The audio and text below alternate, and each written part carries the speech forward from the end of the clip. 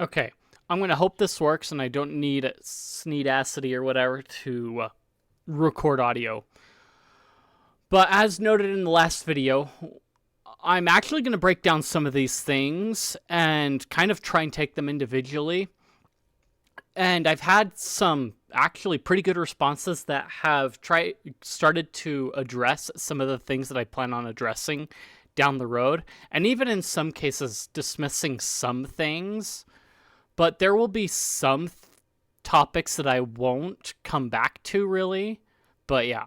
So the big one I want to focus on for now is the ad experiments.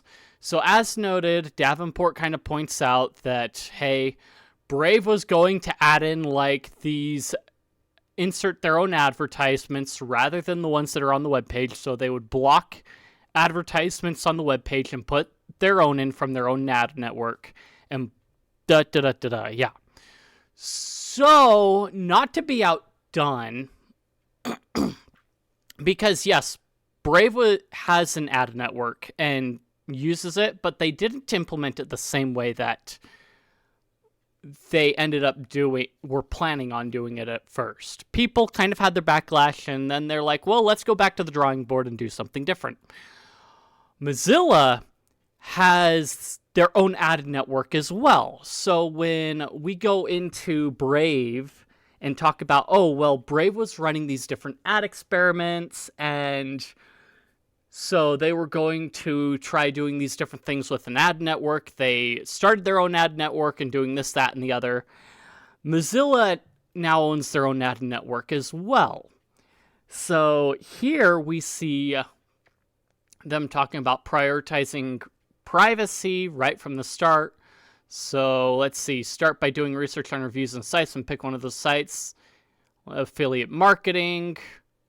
So the trusted media site is giving their thumbs up so that you can click on one. Companies use affiliate marketing as a method to leverage well-known publishers. Data collection happens when people's information is shared once they click on a link. Mozilla, we prioritize people's privacy. Choosing the right affiliate network partner was our first step. We selected Commission Junction because they have experience in the VPN category. Together with our engineering team, we integrated affiliate marketing in a way that was designed to limit data transfer and collection. We only collect and pass the data necessary to credit an affiliate network partner with the subscription they helped us get. So, let's see. So yeah, this is talking about if you have an affiliate account or whatever, you can get credited for something that you sell through Mozilla's networks. So their code is open source, transparency in data. Let's see. So yeah, if you pay for their services and you use an affiliate link, all they need is the name, not everything else. Now available with 7-day risk-free trial. Let's see, build privacy products at Mozilla. We know that it's important than ever for you to be safe and for you to know. Online is your own business. So they're talking about the affiliate marketing and how a lot of sites like Amazon will take more than just enough to credit the affiliate. They will take data on like what you look at and things like that. But Mozilla just is saying they just need in essence, cookie to say, hey, this is who I was referred by. So going through here, it's all nice and dandy. They're not collecting that stuff. We also get into, let's see, Mozilla is going to be more active in digital advertising. Our hypothesis is that we need to simultaneously work on public policy standards, products, and infrastructure. Across the industry. Through the recent acquisition of Anonym, which is building an alternative infrastructure for the advertising industry. So Brave has their own alternate advertising infrastructure, and now Mozilla has Anonym, their own alternate advertising infrastructure. Builds digital advertising solutions that respect individuals' rights, solutions that achieve balance between commercial value and public interest. Mozilla's mission is to build a better internet, and for the foreseeable future, at least advertising is a key commercial engine of the internet. The trade-offs people are asks to make online are too significant. Advertising enables free access to most of what the internet provides, but the lack of practical control we have over our data is collected and shared. It's unacceptable because you can scrape, because when an ad loads typically on a website, it's all, in essence like an iframe that goes to another website most of the time. And so they can run code inside of that iframe that the website that is showing that advertisement may not always approve of. These are the problems Mozilla hopes to address through a product strategy grounded on our core principles of privacy, openness, and choice. Willing to take on hard things. A way forward through our own products. Let's see. They commit to being transparent and open, developing and utilizing advanced cryptographic and aggregation techniques through testing, iteration, deployment of those techniques, building better technology for the industry. To parallel our existing customer products, we have our opportunity to build a better infrastructure for online advertising. Industry as a whole, advertising at large cannot be improved unless the tech it's built upon prioritizes securing user data. This is precisely why we acquired Anonym. Anonym is building technology that can provide more privacy-preserving infrastructure for data sharing between advertisers and publishers in a way that also supports the level playing field, rather than consolidating data in a few large companies like Google, Amazon, and Meta. Advertising will not improve unless we address the underlying data sharing issues. Let's see, with privacy-preserving techniques such as differential privacy, which adds calibrated noise to data sets so that the individual user is kept as private as possible while still being useful in aggregate. Let's see. Systems designed such that humans don't have access to individual data. The outputs are aggregated and anonymized. Then an anonym destroys the individual data.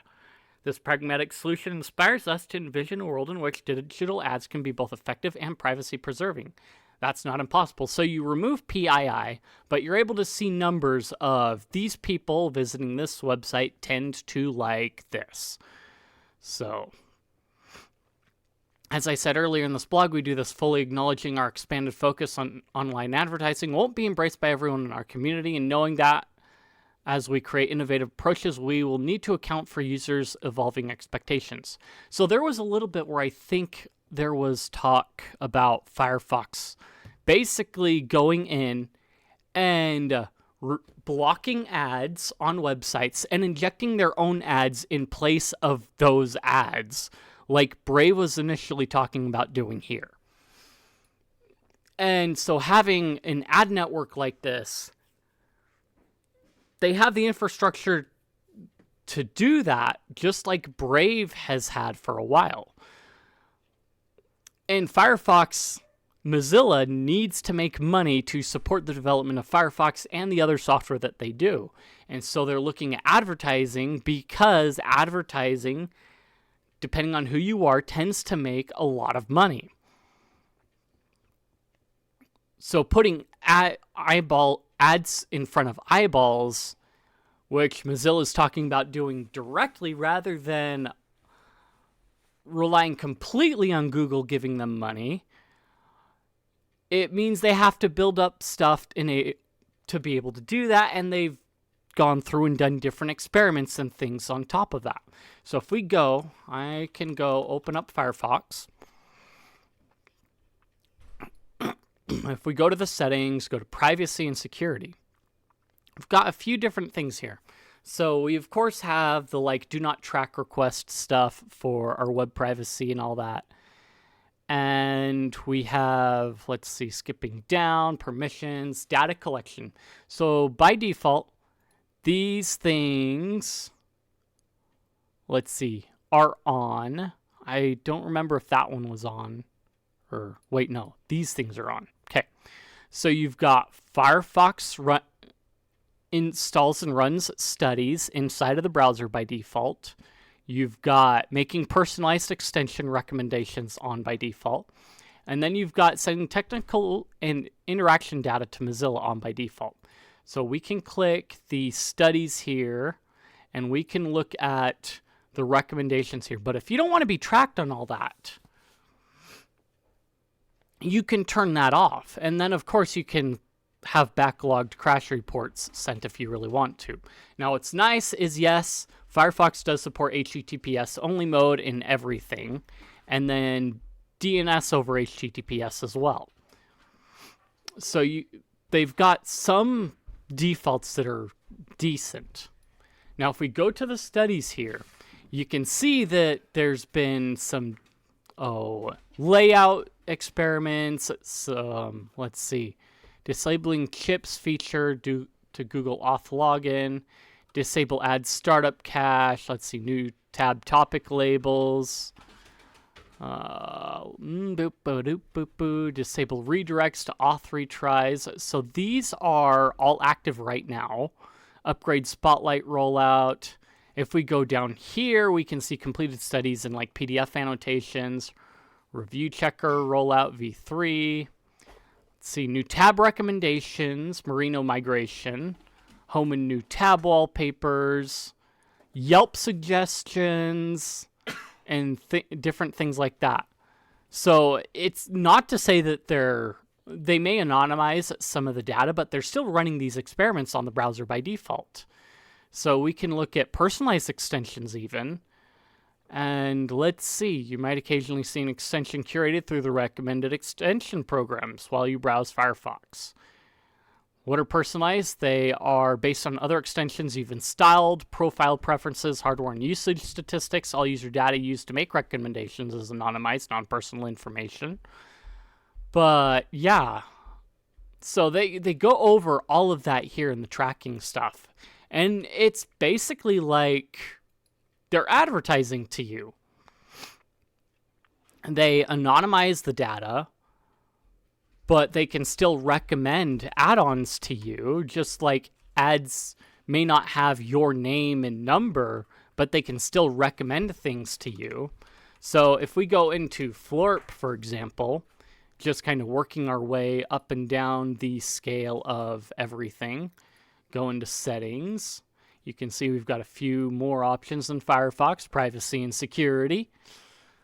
We can see fingerprint resisting stuff in here for the browser to block some of that. Let's see, deceptive content and dangerous software protection, HTTPS only mode. All of the private data collection stuff is pretty much disabled. You can't even turn it on. So it's pretty interesting that way. You can have the personalized recommendations, extension recommendations if you want, I guess, but it's all blocked. And then it turns on your privacy browsing stuff and DNS over HTTPS.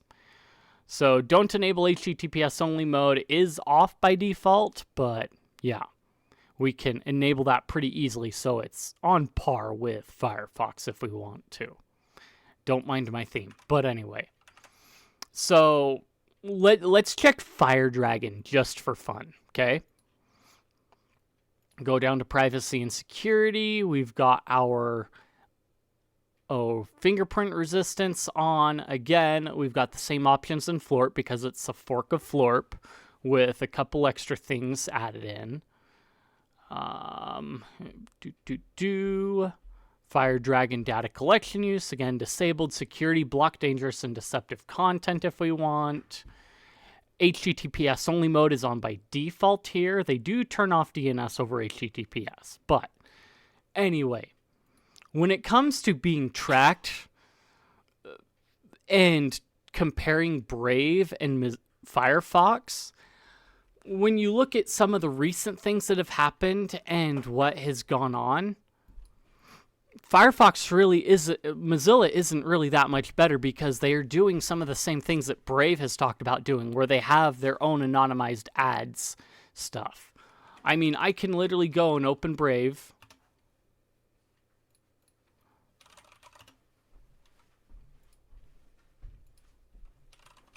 If I can remember how to unlock things. And on here, I would see an ad for like Home Depot or whatever, which was like not even tailored to what I would like or would be interested in, but it got an ad in front of an eyeball. I can go, let's see, where is it? Well, at Brave Rewards, so I've turned off all the ads. I could turn that on, and I can go over here later. Go away. Or not. We can forget about that, whatever. But yeah, I can turn them all off too still, obviously. But it will block the ads just the same, and they obviously have to rely on their own ad network to do things.